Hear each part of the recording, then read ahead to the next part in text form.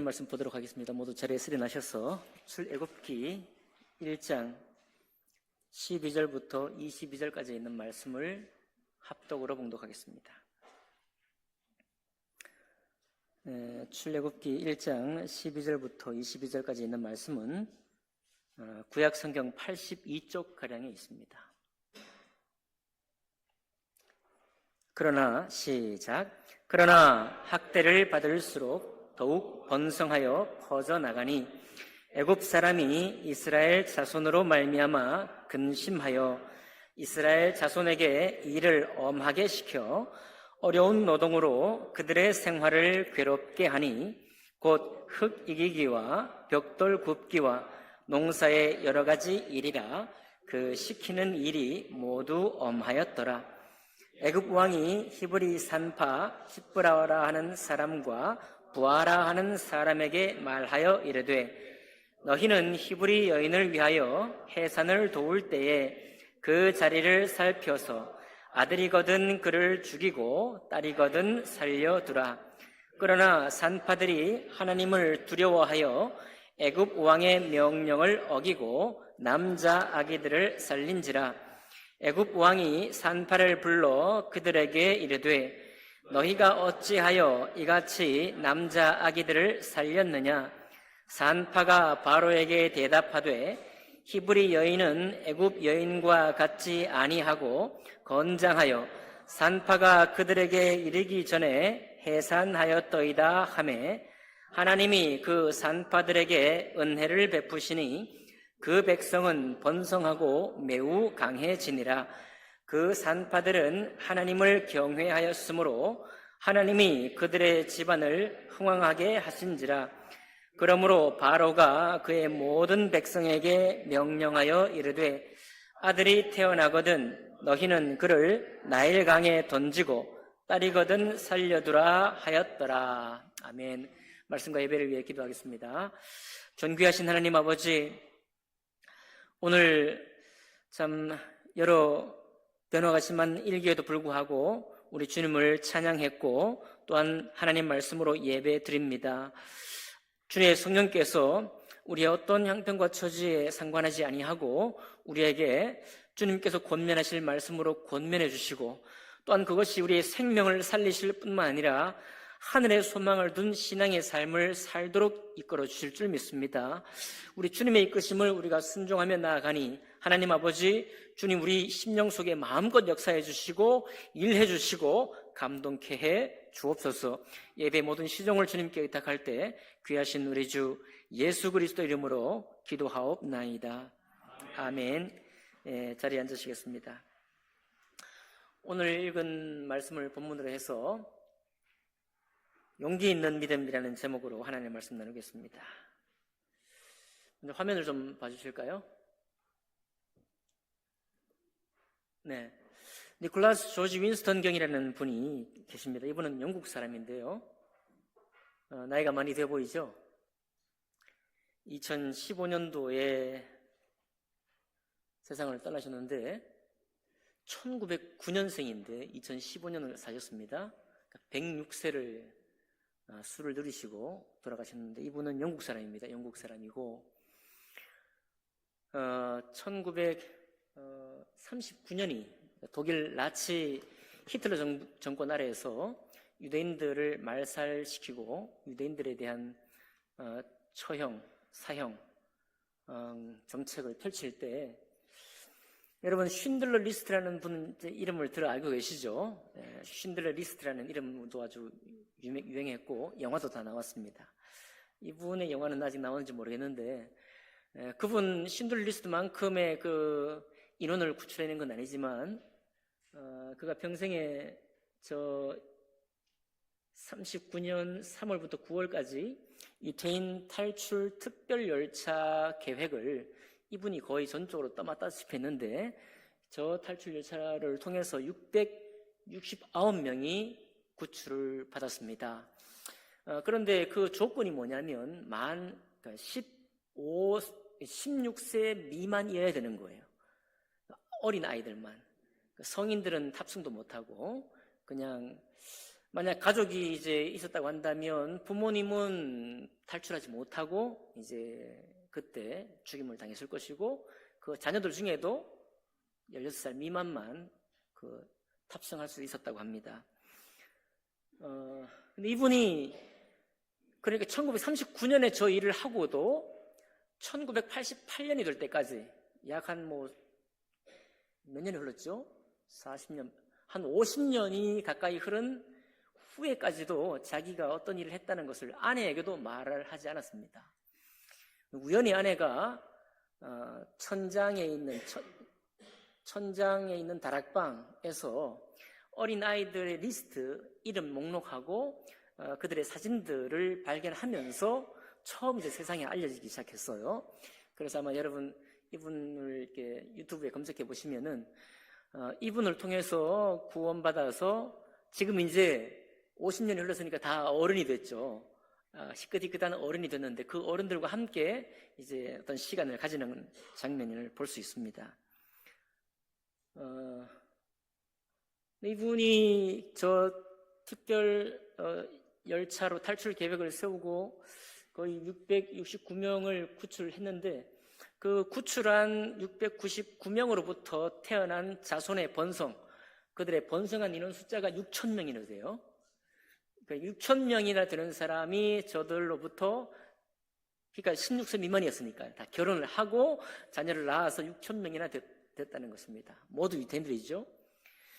근데 이제 9월달 계획도 마지막 계획이 있었는데 거기에 250명이 탈 계획이 있었는데 이것이 발각이 되어가지고 그들 중에 다 이제 아마 사망을 했을 것이고, 생존 행방불명은 2사람 정도가 있다는 보고가 있는데 저들은 구출되지 못했습니다.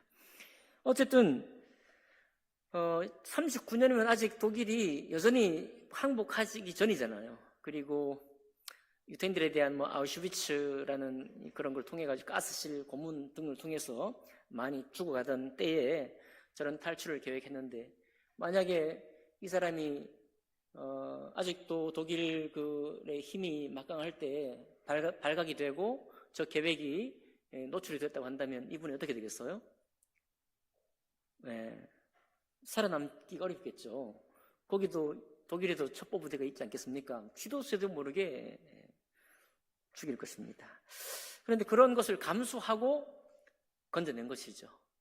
감수하고 자기가 죽을 것도 붙잡히면 죽을 것. 여러분 예전에 이제 우리가 어려서 독일 군대하고 연합군이 싸우는 전쟁 영화 많이 보고 자랐지 않습니까? 그러면 떠올리면 되게 살벌해요. 살벌합니다. 잡히면 죽는 거죠. 그런 것들을 무릅쓰고 구출해냈다. 의인 아니겠습니까? 우리가, 여러분과 제가 저런 어떤 엄혹한 시절에 나 하나 살기도, 내 가정 하나 챙기기도 어려울 때에 저렇게 타인의 생명을 구출했다. 보통 마음을 품고서는 되지 않겠죠.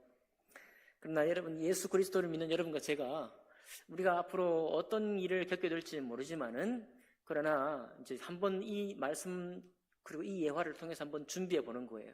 나는 나와 내 가정을 챙기기 위해서 열심히 노력하고 도망도 치고 하고 끝낼 것인가, 아니면 하나님이 특별한 은혜를 주셔서 이제 도울 수 있는 의인 될 기회가 나에게 허락되었을 때 의인의 삶을 살기를 원할 것인가, 이런 부분들을 한번 생각해 볼 수 있는 시간이 될 것이라고 생각합니다.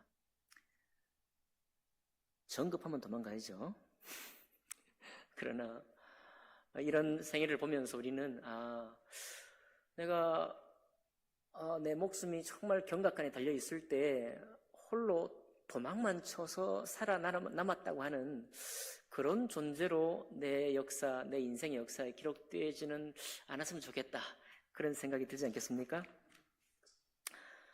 믿음은 용기가 필요해요. 믿음과 담대함은 같이 가는 것입니다. 그래서 목사님 평소에 우리가 살 때 예배 잘 드리고 하는데 무슨 용기가 필요 없던데요? 그냥 시간을 정해서 예배 드리고 하나님의 말씀을 보면 되던데요? 라고 말할 수 있지만, 여러분과 제가 살고 있는 직장의 생활이나 학교 생활, 심지어 교회 생활, 어떤 생활 가운데서도 사실은 용기가 필요합니다. 용기가 있어야만 발언할 수 있고요. 그 자기가 한 발언에 대해서 힘을 얻을 수 있습니다. 예. 그건 내가 평소에도 잘 살아야 되지만 특별히 용기가를 내야 될 때가 있어요. 상사에게 어떤 직언을 할 때. 그렇죠? 속된 말로는 찍힐 수 있죠. 자꾸 이렇게 직언을 하고 똑바른 얘기를 하면은 불편해져요. 그렇죠? 그런데 그 이야기를 할 수 있는 건 뭡니까? 첫 번째는 내가 평소에 잘 살아야 돼. 내가 내 신앙에 자신감이 있어야 돼요. 그렇죠? 근데 자신감만으로는 안 돼. 왜냐하면 인사권을 가진 상사가 있기 때문에 그에게 뭔가 말을 한다는 것. 혹은 여러분, 우리 어린이집 자녀들을 이렇게 맡긴 그런 학원 같은 곳에 내가 어떤 말을 하려고 하면 내 자녀에게 직접적인 피해나 불이익이 올 수도 있잖아요. 그렇죠? 그럴 때 내가 말을 한다는 거는 용기가 필요해요. 나의 평소의 삶에 대한 자신감뿐만 아니라 믿음으로 내가 어떤 손해를 본다고 할지라도 이것이 올바른 이야기이기 때문에 나는 한다. 용기가 필요한 것입니다. 말만 용기가 필요한 것이 아니라 행동에는 더 많은 용기가 필요하겠죠. 니콜라스 조지 윈스턴 경이 했던 저와 같은 행동에는 자기의 생명값, 자기 가족의 생명값까지 다 걸고 나아가야 하는 것입니다. 그런데 저건 굉장히 먼 이야기 같고 큰 이야기 같죠.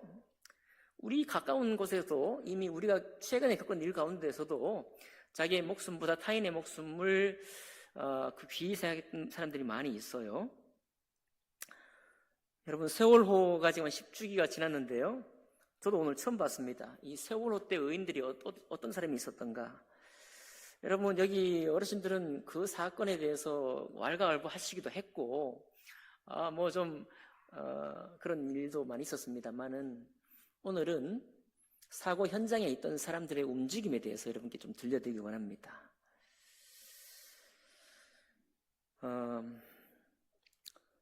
고 최효정이라는 단원고 선생님은요, 이렇게 했습니다. 가장 빨리 탈출할 수 있었던 5층 객실에 있었다고 해요. 그런데 학생들이 있던 4층에 내려가서 구조활동을 벌이고 아이들 10여 명을 건져내고 나오지를 못했습니다.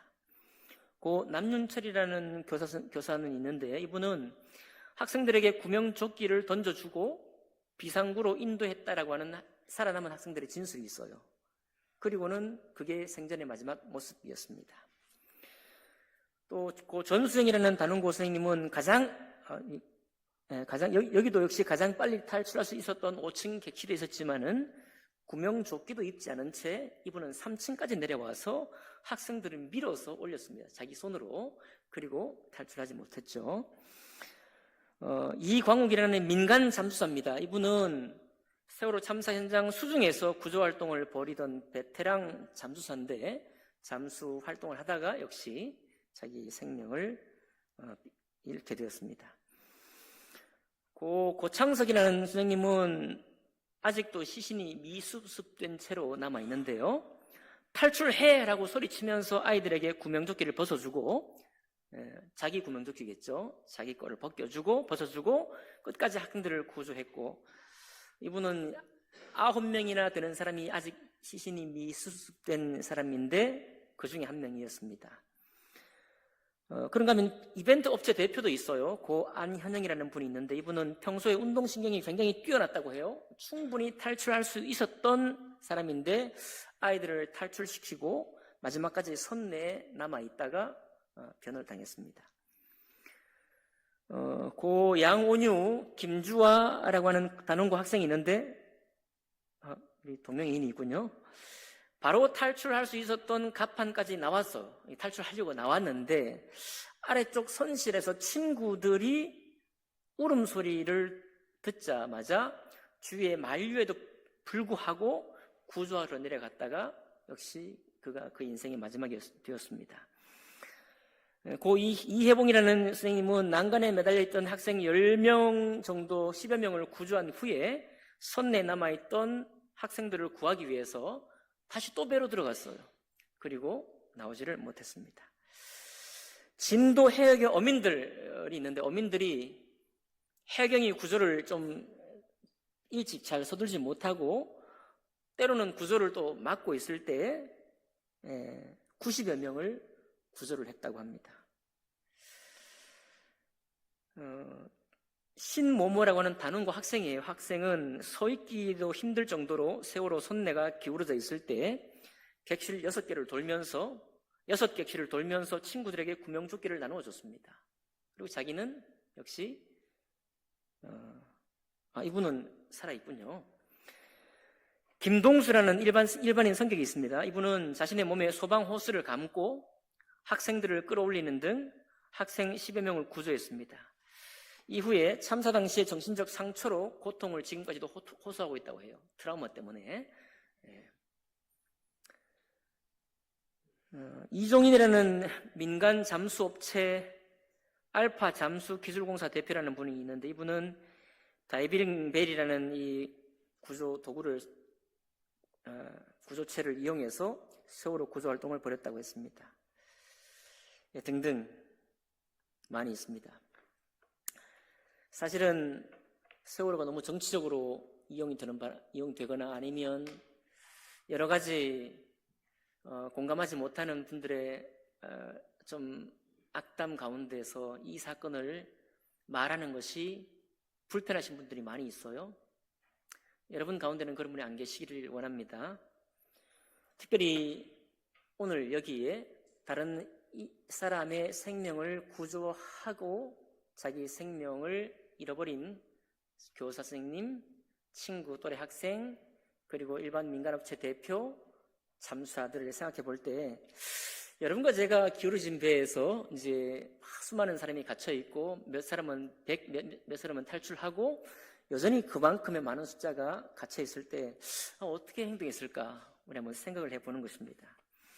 여러분, 우리는 이런 사건 사고가 남의 일이고 멀리 있는 일이긴 하지만 사실 우리의 일상생활 가운데 있는 이 신앙생활을 우리가 어떻게 살아가고 하나님을 믿는 우리의 신앙을 어떻게 만들어가고 갖고 가고 이 신앙을 우리가 어떻게 형성해 가느냐에 따라서 그런 일, 그와 비슷한 일이 발생했을 때 우리가 어디에 있을 것인지 그게 확인이 될 것입니다.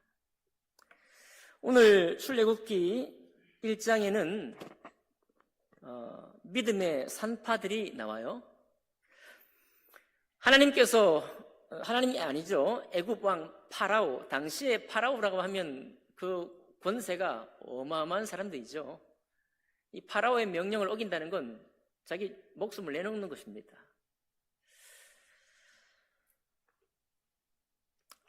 당시 상황에 유대인들이 이제 요셉이 죽고 요셉을 알지 못하는 왕까지 왔으니까 이미 이제 400여 년 정도 야곱이 내려와서 아브라함 이후에 400여 년 이상이 흐르고 난 이후죠.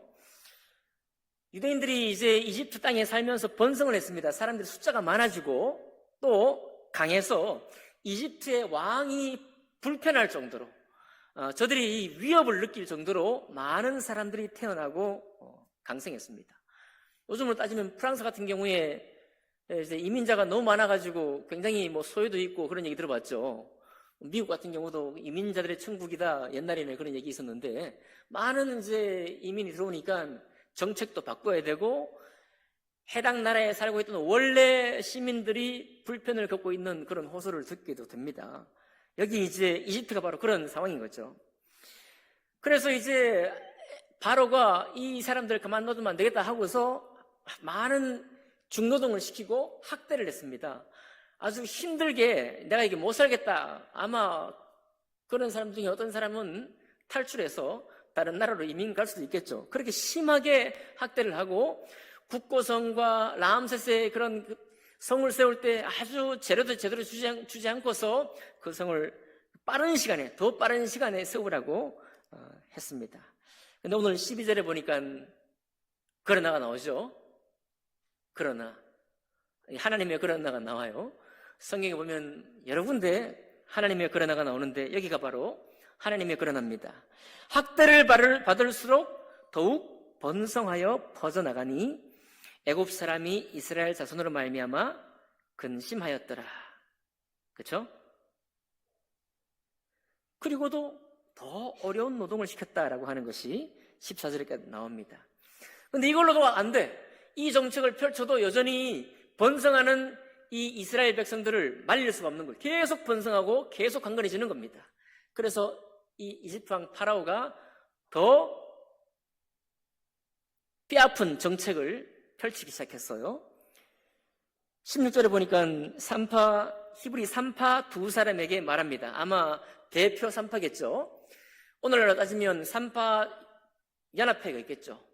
연합회 가운데 수장격일 것입니다.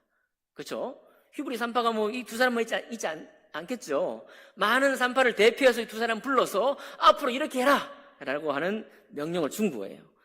명령이 뭐냐니까 너희는 히브리 여인을 위하여 해산을 도울 때에 그 자리를 살펴서 아들이거든 그를 죽이고 딸이거든 뭐하라. 원래 우리 정서는 이게 옛날 정서는 거꾸로 되는 거죠. 원래 번성하기를 원할 때는 아들 이랬을 텐데 오히려 이집트의 왕에게 위협을 주는 히브리 사람들이 많이 태어나니까 그 중에 군사적인 위협은 누가 줘요? 남자들이 주니까 사내 아이들이 태어나면 그 자리에 죽여라 라고 합니다. 따라야 돼요? 안 따라야 돼요? 따라야죠, 당연히. 원래 같으면 따라야 됩니다. 이게 지금 고대 군주 국가예요.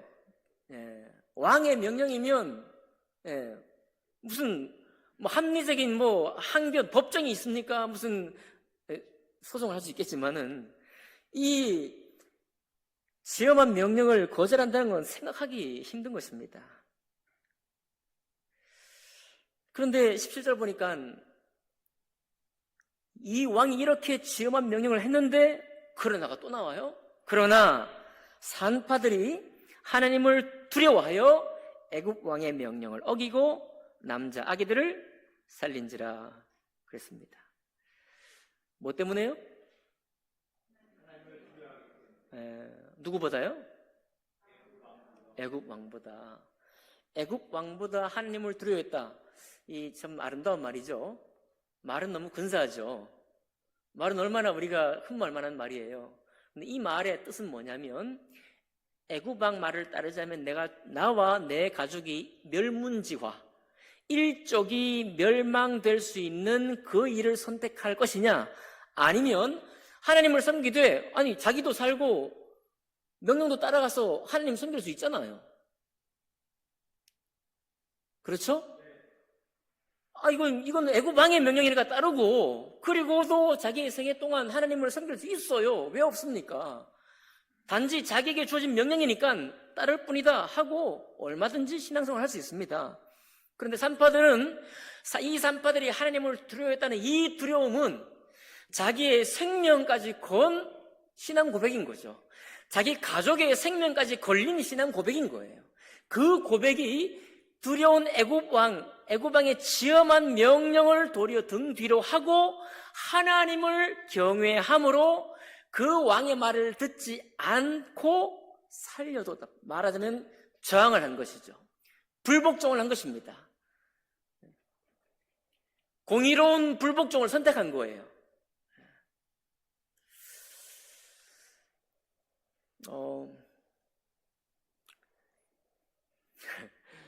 여러분, 여러분과 저는 되게 순종적인 사람이에요. 한국 사람들 원래 순종적인 사람인데 정권에 따라서 이 정권을 배격하기도 하고 받아들이기도 합니다. 되게 보면 보수인 분은 진보인 대통령이 되면 거절해요. 저항합니다. 그 다음에 진보 쪽에 있는 사람은 보수 대통령이 되면 막 저항하려고 해요. 그런데 저항할 이유는 똑같아요. 순종하는 이유도 똑같습니다. 신기하지 않습니까? 우리 대한민국의 현재예요. 그런데 이 산파들은 보수냐 진보냐가 아닙니다. 이거는. 그렇죠? 보수냐 진보냐가 아니라 실제 지금 현재 현실 가운데 지엄한 명령을 내리고 있는 그 왕, 통치권자의 말을 내가 순종할 것이냐, 아니면 눈에 보이지 않는 그 하나님의 말씀을 순종할 것이냐라고 하는 갈림길에 서 있습니다. 그런데 산파들은 뭘 선택했다고요? 눈에 보이지도 않는, 나에게 자주 오셔서 나를 찾아오지도 않는, 말씀을 내가 믿고 있지만 말씀이 언제 이루어지는지 잘 알지도 못하는 것 같은 평소에 그런 하나님의 말씀을 더 두려워함으로 히브리 사람들을 살렸습니다. 그런데 이 산파들이 어떻게 살렸을까요? 그렇죠? 산파들이 아기가 태어나면 울어야 안 울어요? 울죠? 우는데 어떻게 이를 살릴 수 있을까요? 자, 열심히 또 조사를 해봤습니다. 조사를 해보니까 찰나예요, 찰나. 그러니까 이 아이가 울기 전에, 그렇죠?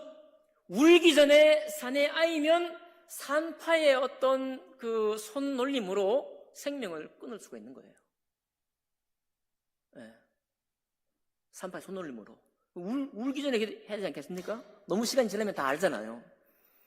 그러니까 이 산파들이 어떻게 보면은 죽이라고 하는 왕의 명령을 거절하면서, 살리는 일이니까 좋은 일이죠. 남자아이를 살리는데 자기 스스로 그냥 머릿속으로 생각한 게 아닙니다. 자기 손과 자기 머리와 생각으로 이 아이를 살리는 쪽으로 한 거예요. 그런 수고와 그런 헌신을 히브리 산파가 한 것입니다. 그렇게 해서 남자아이를 살린 거예요. 근데 이 소문을 금방 여러 군데에서 히브리 남자들이 막 산성을 하니까 바로가 다시 초치를 합니다. 초치를 해서 19절에 뭐라고 물어요? 산파가 너희가 어찌 남자아이를 살렸느냐라고 이제 발견이 됐죠. 발각이 됐습니다. 하니까 산파가 대답하는 말이 뭐예요? 히브리 여인은 애굽 여인과 같지 아니하고 건장하여 산파가 그들에게 이르기 전에 뭐 했더이다? 해산하였더이다. 이거 참말이에요, 거짓말이에요? 네? 아니 17절에 보니까 먼저 살렸잖아요. 그렇죠? 아기들을 살렸는데, 그리고 그 소식을 듣고 바로가 초치를 하는데 어떻게 합니까? 산파가 그들에게 이르기 전에 해산하였더이다. 사실은 뭡니까? 산파가 가서 살린 거예요. 남자아이인 거 보고 살려낸 겁니다. 그런데 바로 왕에게는 이 히브리 여인들이 너무 강하다, 한국 사람과 같다, 그런 거죠. 우리 어머니들 밭에서 막 반 매다가 낳고, 집에 아무런 준비도 안 되는데 막 부뚜막에서 낳고 막 그랬다고 그러잖아요, 우리 할머니들이. 그죠? 얼마나 강한지. 산파의 도움도 필요 없어. 그냥 막 순풍순풍 낳기도 하고 그랬던, 그렇게 히브리 여인들이 강하다라고 말하는 것인데, 이 말은 꾸며낸 말인데요. 그렇죠? 근데 여러분, 꾸며낸 말인데 일리가 없지 않은 말이다, 이 말이에요. 애굽 왕이 뭐 정부력이 이것밖에 안 되겠습니까? 다 알겠죠. 그런데 이런 말을 충분히 구실을 삼을 수 있는 말을 이 사람들이 꾸며낸 거예요. 그럴 수 있다는 거예요. 그럴 수 있다는 겁니다.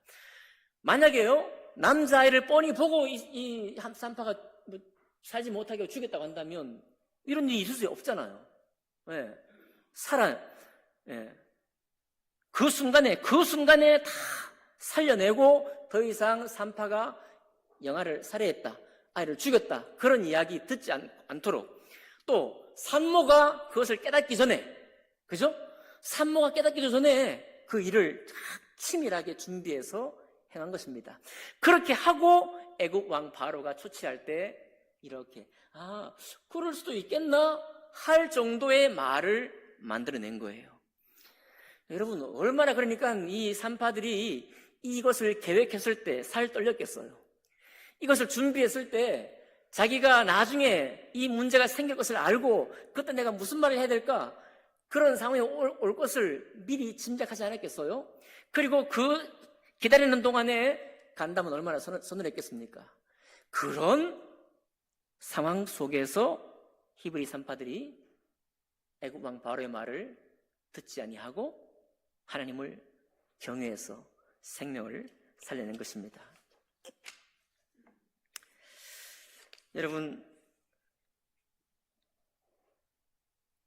우리가 신앙생활 하는 것이 평소에 이렇게 순탄하게 하는 것처럼 신앙생활 할 때는 용기도 정말 필요 없어 보입니다. 다시 말씀드리지만, 그러나 우리가 어떤 무언가 자기의 소임을 다 해야 할 때, 내가 뭔가 이 사회에서 옳다고 믿고 있는 하나님의 말씀이라고 생각하는 것들을 주장해내야 할 때, 그리고 말로만이 아니라 행동으로 뭔가를 해내야 할 때, 그럴 때는 살 떨리는 일이 생기고요, 그럴 때는 용기가 필요한 것입니다. 담대한 용기가 필요한 거예요. 자, 이런 일을 다 겪고서 결국은 산파의 도움을 통해서 여전히 히브리의 남자아이들은 번성을 했습니다. 그랬더니 22절 한번 같이 읽어볼까요? 22절에 뭐라고 하고 있습니까? 같이 읽습니다. 시작. 그러므로 바로가 그의 모든 백성에게 명령하여 이르되 아들이 태어나거든 너희는 그를 나일 강에 던지고 딸이거든 살려두라. 자, 세 번째 명령이 또 내려온 거예요. 세 번째 명령입니다. 고역을 시키고 아주 학대를 해도 끊어지지 아니하고 산파를 통해서 아예 남자아이가 태어나자마자 죽이라고 하는 것도 통하지 않으니까 이제 모든 일반인에게 명한 거예요. 모든 히브리인들에게 산파의 도움 필요 없이 너희 중에 가정에게 남자아이가 태어나거든 나일강에 던지라, 죽이라, 이렇게 명령을 한 거예요. 참 치밀하죠? 여러분, 하나님을 대적하는 일을 계획하는 그 계획은 치밀합니다. 끝까지 치밀하죠. 그러니까 이 사실들 가운데에서, 이런 사실들 가운데에서 신앙을 지켜낸다는 것도 얼마나 여러 번의 새로운 용기가 필요하고 새로운 싸움이 필요한지 몰라요. 결국 1장 22절에 이 명령 때문에 버려진 사람이 모세입니다. 석 달 동안 숨겼다가 결국은 이 감추지를 못하고 나일강에 던질 수밖에 없는, 이 명령은 따를 수밖에 없는 모세의 어머니, 모세의 부모님이 그렇게 나일강에 던진 거거든요. 거절할 수도 있었겠죠. 그러나 더 이상 그 공권력이 애굽 왕 파라오가 군대를 풀고 이 세 번째 명령까지 했을 때는 어떤 마음을 했겠습니까? 이 명령을 따르지 않았을 때는 어떻게 하겠다? 죽일 거라는 거죠. 아이들뿐만 아니라 명령을 불복종했던 그 가족까지 아마 해코지를 당했을 것입니다. 이런 슬프고 때로는 너무 우리를 살뜰리게 만드는 이런 장면들에 여러분과 제가 놓일 수가 있습니다. 그럴 때 오늘 하나님 말씀은 이 믿음은 그냥 믿고 천국 가는 것이 아니다. 네? 그냥 믿고 예배 드리다가 안온한 삶을 살다가 그냥 천국 가는 이와 같은 간단하고 단순한 것만은 아니다. 믿음은 담대한 용기가 필요한 것이고 심지어는 나의 손해와 나의 생명까지도 두려움 가운데 던져야만 이룰 수 있는 하나님의 말씀이 있다라는 사실을 오늘 본문이 여러분과 저에게 말씀하고 있는 것입니다. 여러분, 이런 준비를 할 수 있을까요? 여러분, 이런 준비가 여기 히브리 산파들에게만 있었을까요? 수많은 믿음의 여인들, 남자들 마찬가지입니다. 사사 두보라도 이스라엘 백성들을 친히 이끌어냈습니다. 여인 야엘이라는 사람은 적장 시스라를 자기 손으로 말뚝을 그 정수리에 박아서 적장을 죽인 사람입니다. 에스더는 누굽니까? 에스더는 유대인 민족이 히틀러보다 더욱더 강했죠. 유대인 민족 전체를 씨를 말리는 멸절의 계획을 세웠을 때 에스더가 궁중에서 숨어서 믿음을 여전히 지킬 수도 있었을 텐데 그렇게 하지 아니하고 뭘 선택했습니까? 죽으면 죽으리라. 신앙이 이렇게 좀 거칠어야 할까요? 신앙이 이렇게 좀 위기와 좀 위험을 무릅쓰고 가는 게 신앙이어야 할까요? 꼭 굳이 그런 괴로운 길을 거쳐 가야만 할까요? 네, 성경에는 수많은 믿음의 사람들이 그와 같은 길을 걸었다라고 여러분과 저에게 말씀해 주고 있습니다. 그리고 우리는 하나님 말씀을 그냥 너무 예쁘게, 너무 고상하게, 너무 아름답게만 받을 수는 없어요. 아, 그렇구나. 하나님을 택했다는 것은, 하나님이 나를 찾아오셔서 내가 주 예수 그리스도를 믿었다는 것은, 아, 나는 이제 하나님 말씀에 헌신된 종이다. 나는 이제 하나님이 가라고 하시는 곳에 가서 사는 사람이다. 나는 이제 죄의 종에서 벗어나서 하나님의 의의 종된 사람이다. 라고 하는 것을 고백하면서 사는 것입니다. 그게 바로 용기 있는 신앙이고 주님께서 여러분과 저에게 부탁하고 계시는 믿음의 모습인 것입니다. 그렇게 준비할 수 있을까요? 그렇게 살아갈 수 있을까요? 네, 애굽 왕 바로는 정책을 3번이나 바꿨습니다. 우리가 이런 믿음에 도전을 할 때 우리를 방해하고 해방하는 사람이 계속해서 응수를 합니다. 대응을 해요. 내가 더 이상 이만큼 하면 됐다라고 고백할 수도 있습니다. 그럼에도 불구하고 그 응수, 그 대응을 다시 한번 쳐내고 다시 한번 쳐내고 다시 도전하고 불복종해내면서 하나님의 뜻을 이루어가는 신앙인 것입니다. 어떻게 보면 이 산파들의 신앙이 초기에 이 세상의 권세에 대해서 불복종했던 거의 첫 번째 사례라고 해요. 이스라엘 민족에게 있어서 말입니다. 여러분, 그러니까 위에 있는 정치적인 권세에 로마서에 보면은 순종하라고 되어 있죠. 그렇죠? 그러나 또 우리 주님은 뭐라고 말합니까? 하나님을 섬기는 것을 대적하게 만든다고 한다면 불복종하고 정의로운 저항을 하라고 성경은 말씀하고 있습니다. 아멘입니까? 그 뭐 아멘 안 하시잖아요. 이 아멘이 돼야 되거든요. 이게 아멘이 정상입니다, 여러분. 아멘이 정상이에요. 조금은 거칠 수도 있고 조금은 야성적일 수 있는 바로 그 믿음을, 그 담대한 믿음을 여러분과 저에게 선물하기 위해서 주님은 그렇게 고통당하셨고 주님은 그렇게 피 흘리셨고 주님은 그렇게 물과 피를 다 쏟으셨고 여러분과 저를 구원하시기를 원하셨던 것입니다. 우리가 부족하지만 또 우리가 미약하지만 오늘 이 산파들의 믿음을 본받으면서 아, 그렇구나. 나의 믿음은 담대함이 함께 결합해야 되는구나. 나의 믿음은 용기가 필요한 것이구나. 나의 믿음은 어떤 손해와 손실, 불이익을 당할 때 그 불이익을 품고 그 불이익을 안고라도 이 이야기를, 하나님 말씀을 선포할 수 있는 믿음이어야 되겠구나. 그렇게 살아가시는 우리 성폭교회 성도님들 다 되시기를 주님의 이름으로 축복합니다. 기도하겠습니다.